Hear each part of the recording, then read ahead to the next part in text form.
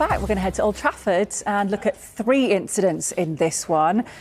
Let's start with a penalty appeal from United for what they perceived a foul by Maxime Diallo on Amad Diallo. This was in the 16th minute. It was Anthony Taylor, the referee here, Dermot. What did you think of this, though, Jay? Go on. This is a definite penalty for me. Again, Amad Diallo is running into the box. There's the slightest touch. But if I can't even see who the defender is. If the defender, he puts his leg out, so obviously he's made contact. He's touched the ball slightly, but that contact has stopped Amad getting to the ball. So whether he's touched the ball or not, and it's a minuscule, he's literally touched that, because the ball is basically travelling in the same direction, he's stopped Amad getting to that. So that's why I would say that is a penalty. Again, it was the same with Gyökeres. Again, the smallest touch. These touches are not enough to say, oh, he's touched the ball, it can't be a penalty. Because players can still get back to the ball. So that's why I think that Amad one that we've just seen is a penalty. It's interesting that we've seen Gyökeres with Pope, we've saw Saka with Kevin, we've seen this one. They've been consistent in this. You get a touch on the ball, they're not going to give a penalty. They've done it for week 6, week 8, week 9. They didn't do it in week 5. No, when it was Sanchez who touched the ball, and then Mbeumo goes through, and then so they've changed the rule after week 5. Is basically what you're saying. I didn't say that at all. I said since the Gyökeres one, when they've come out and said he's got a touch on the ball, it seems to be in this situation they've been consistent as you've asked for. They haven't given any of them. And that's all you can ask for, the consistency. Yes, but I'm saying like, we're gonna come back to this all season. The Sanchez one happened where he came out of goal and he actually touched the ball. Yes, he's wiped out Mbeumo, but he's touched the ball first. And then he gets the red card for that. The week after, we see the Gyökeres one. Now they're saying, oh, he's touched the ball, so it's not a penalty. And then they've changed the rules since then. But that rule wasn't in place when it happened to Sanchez, because if that was the case, he wouldn't have got a card at all. No. I think that's a different tackle anyhow. But what I'm saying is the Gyökeres one seems to be the flag in the ground, isn't it? Yeah. They've touched the ball. That's what they've said. Saka, Kevin touched the ball. This one, Diallo touched the ball. So just three identical incidents, 3 identical decisions. So just to be clear as well for the people at home, rules can be changed during the season? No, there's no such. The laws cannot be changed. The interpretation or how they define the directives, how to interpret them, can be implemented how they feel best. But they've obviously felt, as I say, from Pope, touched the ball. Kevin touched the ball. Diallo touched the ball. All 3. There's no doubt. There's no doubt about. I hear you on that. There's no doubt about all 3 touched the ball. Yes. There's no doubt about all 3. The referee made the same decision. Okay. The doubt is those players, if they don't get contact from the defenders or the goalkeeper, could get back to that ball. Maybe so. Because you see it in you might see a winger dribbling past a defender.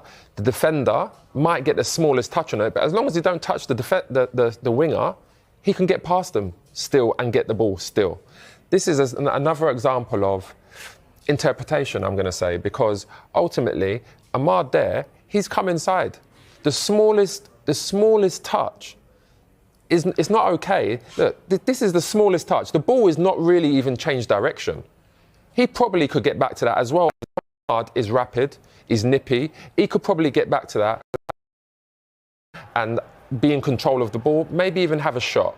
But ultimately, just because you've touched the ball, the narrowest touch, it doesn't mean that it's not a penalty still or a foul. Okay. We're going to disagree on this one, Derms. I'm not disagreeing. So it should be a penalty? I'm not disagreeing. I'm just pointing out that I'm not going to go through it again. The 3 incidents in week 6, 8 and 9, we've had identical decisions, no penalty. So it's obvious that the referees, in their mind, think gets a touch on the ball, that negates a penalty. There we go. We'll leave it at that. Let's move on to this one, which was in the build-up, in the lead-up to United's 3rd goal. We've got Luke Shaw appearing to pull back. Jorginho Rutter. Yep, over to you, Dermot. Play on. I think gets gets a little feel of a player, but is it enough? Referee's got the best position. He looks at it, says no. You've got VAR says no as well. The VAR and the referee are probably the best two referees in the world, so I would side with them.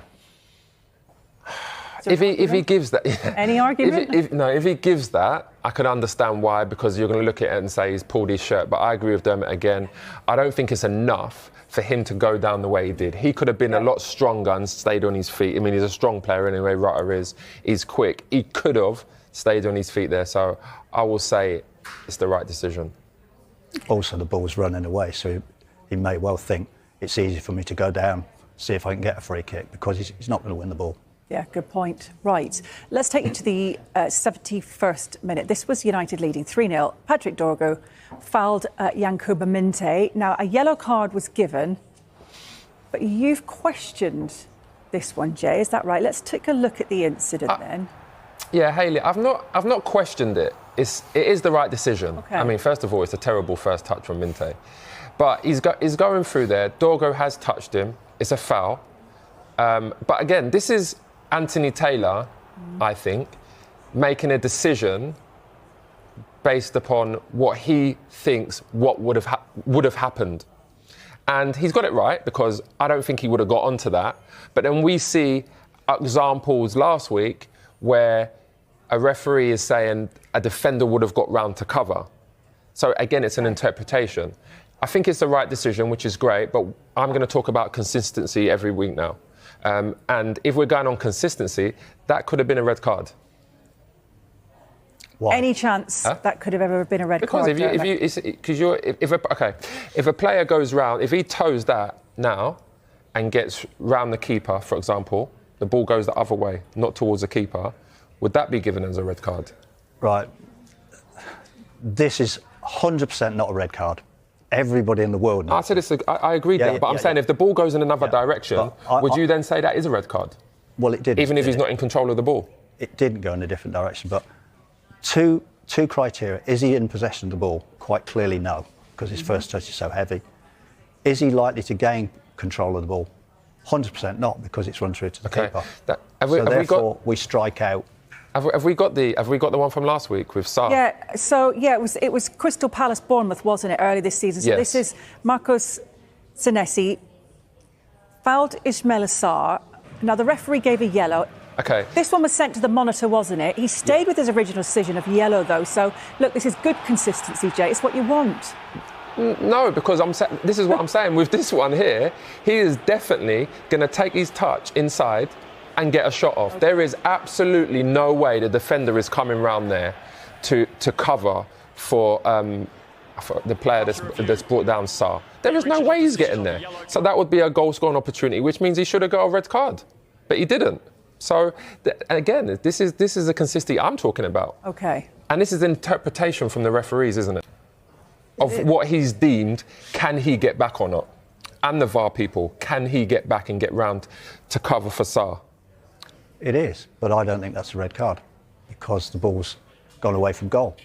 Minte's bearing down on goal. I know. I think we agreed, though. You think that he could have got a shot off. I said possibly, and that's the difference. Dogso is denial obvious, and I think that's not obvious. I think it's possible. See, once that word changes, for me, I'm just looking at the Sarr one, and I'm saying yes. That is obvious he's going to get a shot off there, because he is fast. His next touch is going to take him toward the goal. He would definitely get a shot off. There's no way the defender is going to cover 15 yards, especially when Mateta in between them.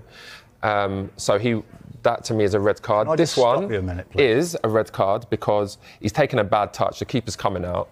It is a right decision. It is a yellow card because the keeper is coming out to collect the ball. Go on, Dermot. That's what I was going to reinforce. We're actually talking about this one this week, and we're getting bogged down with last week, but this one is a really, really good identification, A, by the referee, and B, by the VAR to back him up, because, as I said, he's not in control of the ball, he's not going to get the ball. It's just a really, really good decision, and I think that's... The consistency I want to see, though, is, for example, going forward, As long as, if the referees are going to make their own decision and interpretation on whether a defender can cover around, or in the instance where the keepers come out there to collect the ball, if they're going to make these decisions consistently, I want to see what happens, because I'm finding it difficult to understand, especially with the Saar one there. I know it's a different scenario and it's a different week and we're covering this. 3 wins in a row for Manchester United, 4 home league wins in a row as well at Old Trafford. Finished the weekend in the top 6 at last for Manchester United fans. Tim, a little bit of momentum and positivity. Yeah, I'm delighted for United. I thought they've had a real tough time of it, haven't they, over the few years. Look, they're not out of it by any means, but it's encouraging. I think their result against Liverpool at Anfield was a springboard where they can go on. The confidence they would have taken from that. Yeah, they rode their luck in that game, but you're going to go to the home of the champions, you're going to have to ride your luck. And they did that. They scored a couple of goals, got a late Harry Maguire goal, gives them a huge amount of confidence bouncing into their home fixture, where they found it difficult, in front of the home fans who expect. And I think their offensive players who they've gone into the market have really turned up, and Dermot looks a top draw player, along with Cunha, look like they need to play in a Man United shirt. They've got their swagger, pump their chest out, real Manchester United players. Mason Mount's been playing. Hopefully he can get a rhythm of games now. Seshko, jury's still out for me, but he will only get better. The weakness still is the defensive side. I think Lammens, the goalkeeper's done well. I think they've made it easy for him. They're not asking him to play out stupidly around his penalty area. He's playing long off his left and right foot. He's a good kicker. So, it's positive news for Manchester United, finally. They've had a lot of criticism over the years in recruitment, but those two Tim mentioned in particular, Cunha and Mbeumo. I mean, I was there yesterday. We know how heavy that shirt's been for certain players over certain years. They're both Manchester United fans. They were desperate, but they look like they're embracing it, like they're loving that stage. That's the difference, Leon. Yeah, made easier by the result at Anfield and going and now being on a 3-game streak of confidence. Suddenly you can be the player you want to be. You're not weighed down as heavy by the stadium, by the shirt, by the expectation that is there every time you go out onto the pitch. Now you're starting to see their true selves of what they're capable of doing, because we know that results haven't gone their way. We know that the quality in the squad should get better results, but you have to go and show your quality. You have to go and show your moments, and they've certainly done that. I think they've looked a lot more organised in the last couple of games. I think defensively set up, I think they're working better as a team. I think your Cunha and your Mbeumo are coming a little bit deeper to help the 2 central midfielders out, so they're not getting exposed, because I think for the majority they've been so exposed in the middle of the pitch. But now they're defending as a team, and Mbeumo and Cunha especially are getting back in and helping. And now you're starting to see them arriving in spaces. Now you're starting to see the confidence that builds. And there's no doubt that they're terrific players. And this is the finish of a guy that actually was playing for Brentford not too long back. We haven't seen it up till this stage in his short United career, but I think we'll see a lot more of it. I think a lot more dynamic in the final third now, aren't they? They're playing 1 and 2 touch. You see that? It's probably encouraged by the manager. We have to give him some credit for that, not to be too ponderous around the midfield and the back areas, playing it square and backwards. It's not tolerated at Old Trafford, we know that, down the years, and it's still the same now. It's the same DNA with them fans, different years, but I think they want the ball forward. They want it to attacking players. They're getting it in the right areas now, and they're shining. So with the confidence of winning football matches, look, it's a long way to go before they're Manchester United of old. Will they ever get there? But it's positive signs. I'm pleased for Ruben, because I think he talks so well, even in defeat. And he doesn't get too carried away when he wins a few games, which you've seen recently. Yeah, and there is a long way to go, but it did smell of the old Manchester United yesterday, because, as Tim says, the Anfield win was a springboard, but they weren't expected to get too much at Anfield. But yesterday, back at home, where they had to take the mantle, they were, and they've overcome the challenge. Yeah, they did. I actually thought the fact that Brighton have got a really good record in recent years at Old Trafford, and the way Brighton play gave Manchester United a little bit more leeway to play, because I don't think they play out from the back as much at the moment. They're happy to go long, whether Seshko's in the team or not. They're happy to go more direct, which is what we would call old-school football. They're not giving the ball away, trying to play through the lines at the back. They're going over the top. They're being more straightforward, more forward passes. And that's when you're getting the best, because suddenly Mbeumo's got space to run into rather than playing against a low block. Cunha's got space to operate in rather than everybody being behind the ball. And, I think Manchester United have certainly benefited from being a lot more direct. I think Cunha and Mbeumo or Mason Mount, if it's him, they're playing into out. So they're helping out Bruno Fernandes in there and Casemiro. We talked about how sometimes they get isolated, they haven't got the legs to carry around, but some of the distances are great now because they've got Cunha in there. They could just roll him the ball and he takes you up the field. And Mbeumo exactly the same. Good dribblers, good strength. And like I say, the most important thing, they've got the swagger to play for Manchester United. I'm sure if you line up against them in the tunnel and you're looking across, whereas years gone by, recent years, some of them are shying down because they're going over Old Trafford with trepidation. Not these boys. No, they're sticking their chest out there. Now you see him in there waving to the camera. I mean, he's going to be a real character, Cunha, for that group of fans. So they're going to love him, and certainly Mbeumo as well. On this consistency level, then you're hard to argue if they can make the European places. And there was a lot when they were losing. There were a lot of people saying, "Oh, well, the recruitment was poor because they didn't get a defensive midfielder. They didn't get it right at the back." But now, since they've been winning, I mean, Cunha and Mbeumo, Sesko's got a couple of goals in recent weeks as well. So are they showing that actually they've got a recruitment largely right? They've got, largely right, but it's also on the side of it. When have you seen Manchester United take the best player from Wolves and the best player from Brentford? It doesn't really happen, right? They've got them in and they've fitted perfectly into the style of play that he wanted to. You've got to give hats off as well to Casemiro. A lot of people saying, he's too old, he's gone, he can't play in the position, he can't do it in the Premier League. Well, actually, he's been fantastic in the Premier League for Manchester United in these last 3 games. He's really made that position his own. But Bryan Mbeumo and Matheus Cunha and Sesko, them three at the top of the pitch have really transformed United. Would you prefer, as a front three, Mbeumo, Cunha and Sesko, or would you prefer Salah, Ekitike and Gakpo? This is on current form. On current form, I'll go mix and match. I'll take Ekitike, but then I would have Bryan Mbeumo and Matheus Cunha. Matheus Cunha for me is something so exciting. I see it when I look back and watch Manchester United versus Burnley. In the first 20 minutes, he was phenomenal. He was running the game, and then he got injured, and then Manchester United seemed to take their foot off the pedal. It's quite incredible that